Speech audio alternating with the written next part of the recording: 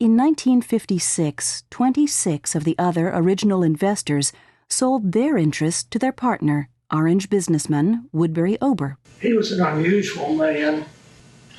He came here and he bought an old rundown farmhouse. It was never elegant. He made it elegant, gave it a fancy name, Elmwood, and involved himself in the town. From his elegant farmhouse, Ober became involved in the business of Orange. Ober moved to Virginia after service in naval intelligence in Panama during World War II. He thought life in the rural Virginia countryside would be more healthful than living in Chicago, where he'd had a career in insurance at Marsh & McLennan.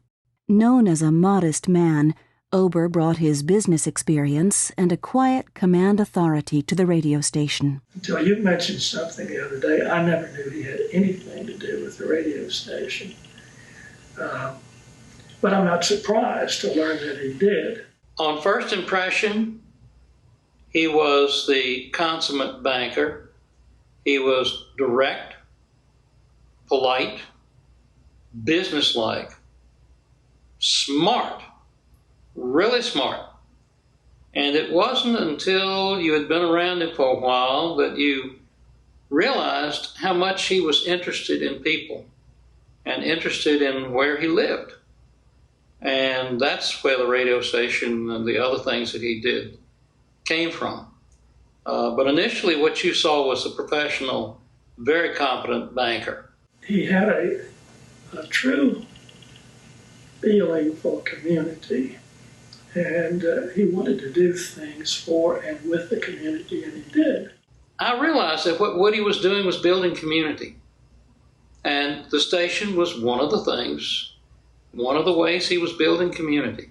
Things that you built your community around: a newspaper, a radio station. And the station was definitely a community builder. And it worked. He did things modestly. He did not want his name in the paper. He did not want the brass plaque put on the wall. These weren't things that he was interested in. He was just a nice man. I didn't see very much of him, but I remember him telling Bob, he hired Bob Wagner. Bob came here from Zanesville, Ohio, and he was a terrific sportscaster.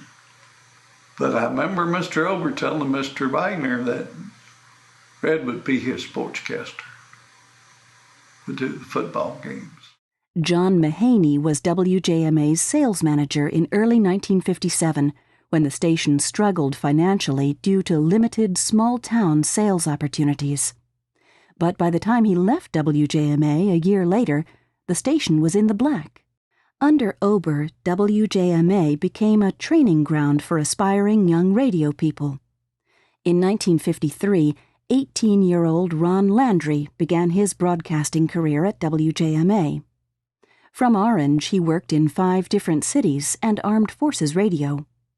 Finally settling in Los Angeles, he became a sitcom writer for shows such as Benson, The Red Fox Show, Flo, and Gimme a Break.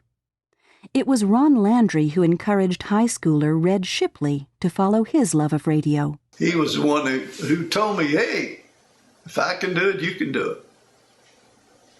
You got a voice for it, and, if you don't mind working hard and working in dumps like this, it was a dump too. Like many who would follow, Shipley found a career, almost a calling, at WJMA. I started in high school because the Orange and Blue Review. We were on WJMA, and I asked to do the country part. And I hung out there all day because I love radio. I never wanted to be anything other than a disc jockey in my whole life. At 5 o'clock I guess it was the news block, 15 minutes of news, and then Organ Melodies with Jesse Crawford. And then I played an hour of this, then I played an hour of that, then I played an hour of this. And then I played the classical hour. Oh, God, that must have been something. The house lights dim and the conductor lets his baton, and we hear Igor Stravinsky in a Firebird suit. It was just about that bad. It didn't take long for him to move in the mornings. I worked a night shift. Probably, I couldn't do the football games, could I? Do the night shift. So in September, they probably moved me in the mornings. And I was a morning man the rest of my life. But I liked it, I was used to getting up early. One morning, I woke up and about 9 o'clock turned on the radio and nothing was blank. And I tried calling the station several times, always busy. And finally I just got dressed and went on in to see what was going on, if the place was broken down or what. Got there and there sat Red just spinning records and reading commercials and doing his normal chatting.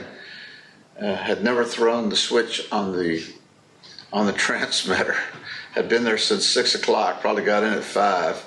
Red Shipley moved on from Orange, but he never left radio. He went on to become the host of the popular Stained Glass Bluegrass show in the nation's capital on WAMU radio.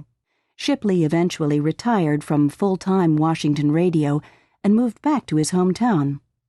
In 2006, the Bluegrass Music Association named him Broadcaster of the Year.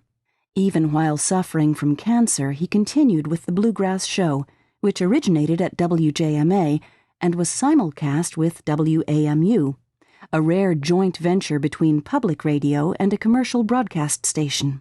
Shipley ran the program for 25 years, until shortly before he died in 2007.